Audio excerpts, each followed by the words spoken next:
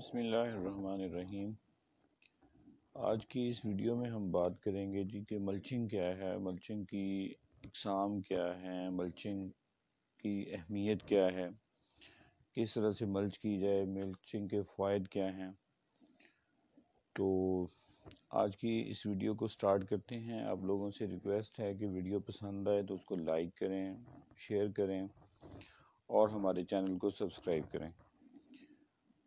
तो जैसा कि आप तमाम दोस्त जानते हैं कि पिकनिक के असूलों में से एक सबसे अहम असूल जो है वो ये है कि आपने ज़मीन को कभी भी नंगा नहीं छोड़ना।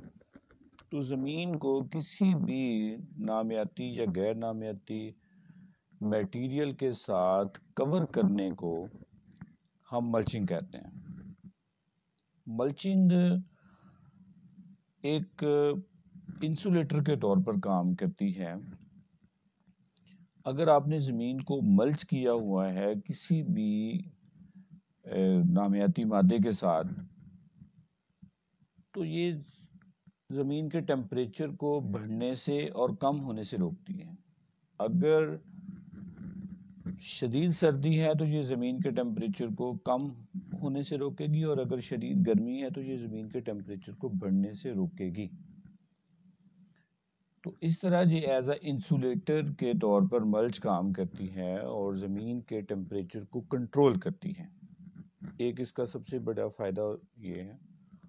उसके बाद ये टेम्परेचर को फ्लक्चुएशन से बचाती है। मतलब आप देख सकते हैं कि अगर गर्मियां हैं तो दिन का टेम्परेचर बहुत ज़्यादा होता है तो ज़मीन का टेम्परेचर भी उसके हिसाब से इंक्रीज़ हो जाता है, और अगर रात को ठंड होगी तो ज़मीन का टेम्परेचर भी रिड्यूस होगा। इसी तरह अगर सर्दियां हैं तो दिन का टेम्परेचर हाई होगा, रात का टेम्परेचर लो होगा। तो ये जो टेम्परेचर फ्लक्चुएशन होती है, ये जो टेम्परेचर का हेर फेर होता है, ये फसलों के लिए बहुत नुकसानदेह होता है। फसलों को बुरी तरह उसकी ग्रोथ को डिस्टर्ब करता है, फसल को डिस्टर्ब करता है। तो अगर हम अपनी सॉइल को मल्च करते हैं तो हमारी ज़मीन इस फ्लक्चुएशन से बच सकती है कि जो रात का टेम्परेचर कम है या दिन का टेम्परेचर ज़्यादा है, लेकिन अगर मल्च की हुई है तो ज़मीन का टेम्परेचर जो है ना उसमें बहुत कम फ्लक्चुएशन आएगी। जब फ्लक्चुएशन कम आएगी तो आपके पौधे को डिस्टर्बेंस नहीं होगी। अच्छा जी, तीसरी चीज़ कि ये सॉइल मॉइस्चर जो है उसको मल्च कंजर्व करती है। कि अगर आप रेन फेड एरिया में हैं, बरानी एरिया में हैं, और आपको पता है कि बारिश आएगी और हमारी फसल इसी बारिश को इस्तेमाल करेगी, तो मल्चिंग आपको क्या फ़ायदा देगी कि अगर आपने मल्च की हुई है तो बारिश पड़ेगी, मल्च जो है उसको एब्जॉर्ब कर लेगी और फिर आहिस्ता आहिस्ता आपके पौधे को मॉइस्चर देगी। और वो इलाके यहाँ पर बहुत ज़्यादा बारिशें होती हैं, वहाँ पर मल्च क्या करती है कि मल्च आपकी ज़मीन को इरोजन से बचाती है, कि आपकी ज़मीन को तेज़ बारिश की वजह से ज़मीन की तोड़ फोड़ होनी होती है, मल्च होने की वजह से आपकी ज़मीन उस तोड़ फोड़ से बच जाती है। इसके अलावा मल्च जो है वो एक आपकी ज़मीन में माइक्रोबियल इन्वायरमेंट क्रिएट करती है, एक माइक्रो इन्वायरमेंट क्रिएट करती है। एक ऐसा इन्वायरमेंट जिसमें रेगुलेटेड मॉइस्चर मिलती है, मतलब बिल्कुल मुनासिब पौधे को मॉइस्चर मिलती है, और टेम्परेचर जो है आपको सूटेबल टेम्परेचर मिलता है, सूटेबल ह्यूमिडिटी मिलती है, आपको कार्बन डाइऑक्साइड जो है आपके पौधे को ज़्यादा मिलती है, प्रॉपर जो है माइक्रोबियल एक्टिविटी मिलती है उसमें, जिससे पौधे की ग्रोथ जो है वो बेटर होती है और पौधे को एक अच्छा एनवायरनमेंट जो है वो मिलता है। मल्चिंग का एक और बहुत बड़ा फ़ायदा है कि जो आपकी फसल को जड़ी बूटियों से बचाती हैं। अगर आपने अपनी ज़मीन को अच्छी तरह मल्च किया हुआ है तो चूँकि जो सीड होता है जड़ी बूटी का, उसको उगने के लिए काफ़ी ज़्यादा हाई टेम्परेचर की ज़रूरत होती है। तो अगर आपने मल्च की हुई है तो ज़मीन का टेम्परेचर इस तरह कवर होगा कि आपकी जो जड़ी बूटियाँ हैं वो नहीं उगेंगी। अच्छा जी, अब हम थोड़ी सी बात करेंगे कि मल्चिंग की टाइप्स कौन कौन सी हैं। जो मेन दो तरह की मल्च होती है, बल्कि उससे बुनियादी चीज़ ये है कि एक तो लाइव मल्च होती है और दूसरी डेड मल्च होती है। जो डेड मल्च है उसकी आगे फर्दर दो टाइप्स हैं, एक उसमें ऑर्गेनिक मल्चिंग है और दूसरी उसमें इनऑर्गेनिक मल्चिंग है। ऑर्गेनिक मल्चिंग में हमारे पास वो चीज़ें हैं जो कि प्लांट से डिराइव्ड होती हैं, मतलब पौधों के पत्ते, पौधों के तने और कंपोस्ट, ग्रास, इस तरह की चीज़ें जो हैं, इसको हम कहते हैं कि ये डेड मल्च हमारे पास ऑर्गेनिक मल्च है। इनऑर्गेनिक मल्च में प्लास्टिक और इस तरह के अदर मटेरियल जो हैं, शीट्स वगैरह, वो हम एज अ मल्चिंग इस्तेमाल करते हैं। अब ऑर्गेनिक मल्चिंग में सबसे ज़्यादा जो इस्तेमाल होती है वो है स्ट्रा और हे जो है। तो स्ट्रा में गंदम का भूसा हो सकता है, उसमें जो राइस की पराली है वो हो सकती है। हे में भी इसी तरह बरसीम जो है वो हो सकता है, लूसन हो सकता है। मकई के टांडे जो हैं वो आप इसको एज अ मल्च जो इस्तेमाल कर सकते हैं। तो ये जो मल्च होती है ये ज़मीन की ज़रखेज़ी को बहुत ज़्यादा बढ़ाती है, जब क्योंकि ये सारा मटेरियल एक ऑर्गेनिक मटेरियल है। जब ये डिकम्पोज होता है तो ये एक पौधे को बहुत इससे फर्टिलिटी मिलती है। ठीक है जी।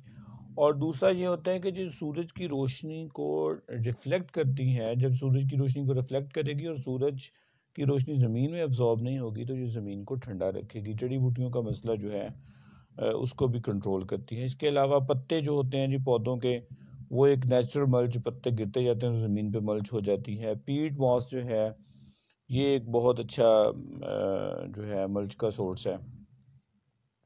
तो ये दो कुछ चीज़ें हैं जिनको हम एज अ मल्च इस्तेमाल कर सकते हैं। इसके अलावा आप देखें जो ये होता है चावलों का, उसको हम तो कहते हैं, चावलों वाली फैक्ट्री में जो उसके ऊपर छिलका होता है चावलों का, उसको भी एज अ मल्च के तौर पर हम इस्तेमाल कर सकते हैं। इसी तरह सरसों जो है उसके बाद जो कटल बच जाता है, जो तिल हैं हमारे, उसका तना जो है उसको हम इस्तेमाल कर सकते हैं। उसके तने को अगर हम थ्रेशर मशीन में से निकालें, वो बारीक हो जाता है, उसको एज अ मल्च जो है वो इस्तेमाल किया जा सकता है।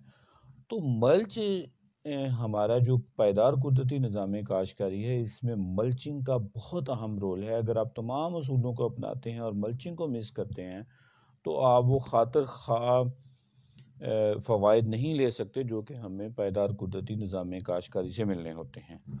तो और एक और बात देखें कि ख़ास तौर पर जब आप गर्मियों में कोई फसल पिकनिक पे लगाते हैं तो तब मल्चिंग की अहमियत और भी बढ़ जाती है, क्योंकि पाकिस्तान में जो सूरत हाल है इसमें बहुत ज़्यादा टेम्परेचर हमारा गर्मियों में होता है। जब टेम्परेचर 40 डिग्री होता है तो हमारी ज़मीन का टेम्परेचर अब कह लें 60 डिग्री तक जो है वो चला जाता है।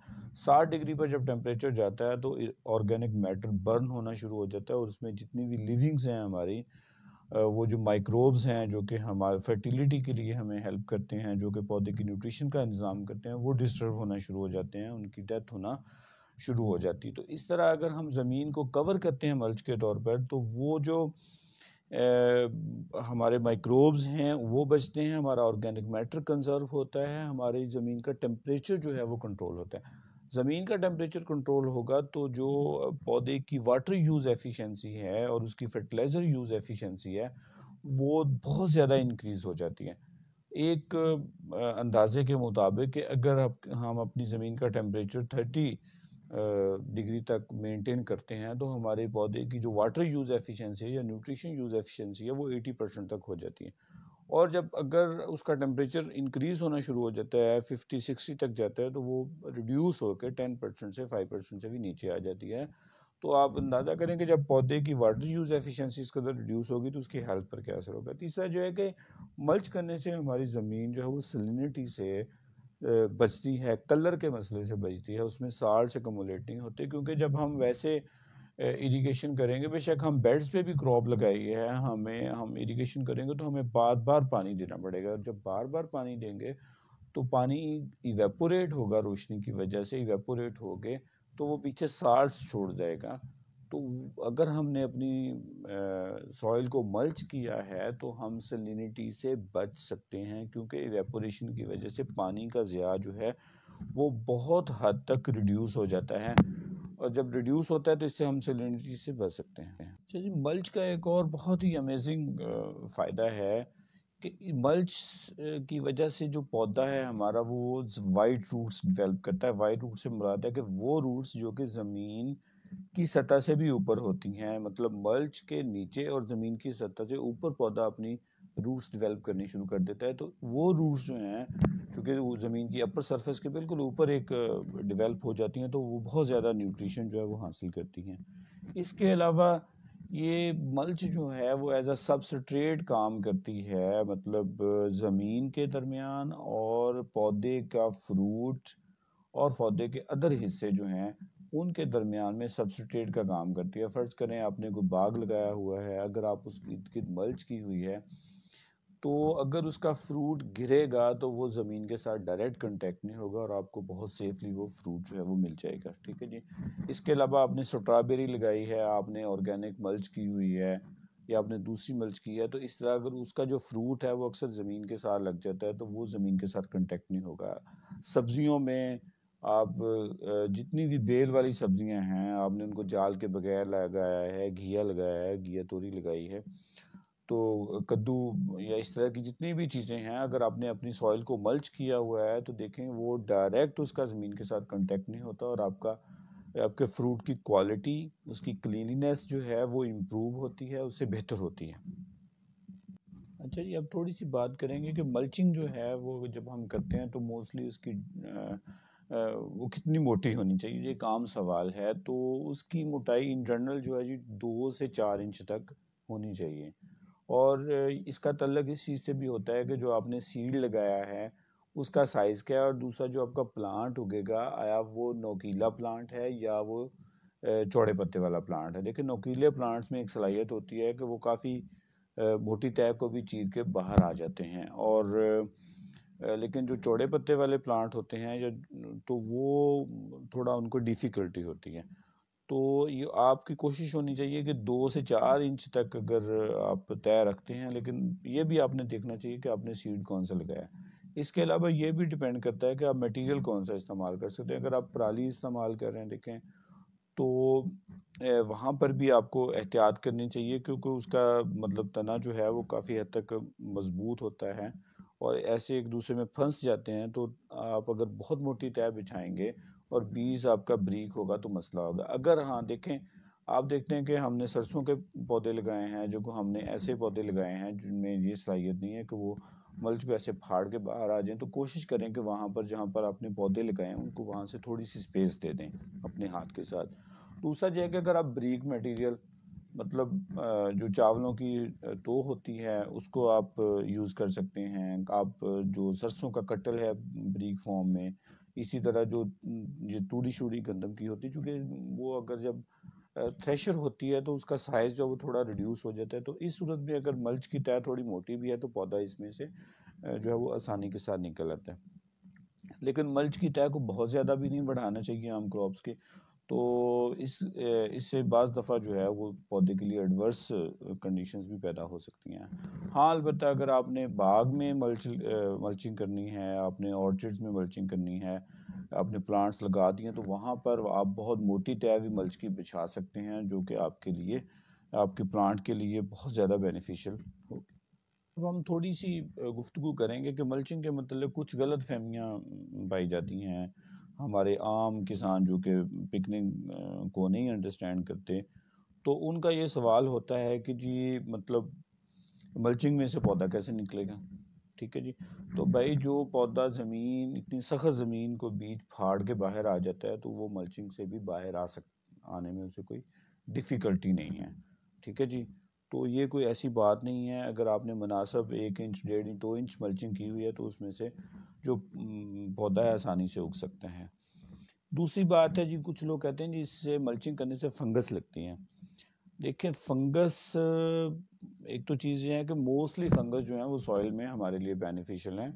तो वो जो फंगस हमारे पौधे के लिए नुकसानदेह हैं, वो फंगस वाला मसला तब होता है अगर आप फ्लड इरीगेट करते हैं और ऊपर से मल्च करते हैं, तो वो थोड़ी पौधे के लिए बहुत ज़्यादा मॉइस्चर उसमें उसके रूट जोन में या उसके तने के इर्द गिर्द बहुत ज़्यादा मॉइस्चर जो है इस तरह जमा हो जाती है, तो तब जाकर को फंगस का मसला आता है। लेकिन अगर आप बेड पे सोइंग कर रहे हैं और आप पानी जो है वो बिल्कुल एहतियात के साथ दे रहे हैं तो फंगस का मसला नहीं आता है। ये भी एक बात जहन में रखें कि अगर आपने मल्चिंग करनी है तो आपने एक्सेसिव वाटर जो है उसको अवॉइड करना है, क्योंकि बेशक आप बेड पे भी सोइंग कर रहे हैं, अगर आप बार बार पानी लगाएंगे तो सॉइल बहुत ज़्यादा सॉइल मॉइस्चर होने की सूरत में, चूँकि बल्ज की वजह से मॉइस्चर उठती नहीं है, तो आप बहुत ज़्यादा इरीगेशन करेंगे तो पौधे के लिए एडवर्स सूरत हाल पैदा हो सकती है। लोगों का ख्याल है जी मल्च करने से शायद दीमक लग जाती है, तो भैया ऐसा नहीं है। दीमक या टर्माइट अक्सर डेड चीज़ पर हमला करते हैं। अगर आप मल्च करेंगे तो वो इस डेड मल्च को खाएंगे। आपका पौधा हेल्दी है तो दीमक उस पर हमला नहीं करेगी, और दीमक पौधे भी उसको खाती है जो कि किसी वजह से पहले डेड हो चुका होता है, तो उसको टर्माइट या दीमक खाती है। तो आम जिम्मेदारों को लगता है कि शायद हमारा पौधा बिल्कुल हेल्दी था और दीमक ने उसको खा लिया। मल्चिंग के मतलब ज़रूरी गुजारिशात थी जो कि मैं करना चाहता था कि वो हमारे फार्मर जो इसको अंडरस्टैंड नहीं करते वो इसको समझ सकें। तो एंड पर फिर जी, अगर आपको हमारी वीडियो पसंद आती है इसको लाइक करें, दोस्तों के साथ शेयर करें, और हमारे चैनल को अगर आपने सब्सक्राइब नहीं किया तो आप इसको सब्सक्राइब करें ताकि हमारी हौसला अफजाई हो। बहुत शुक्रिया जी।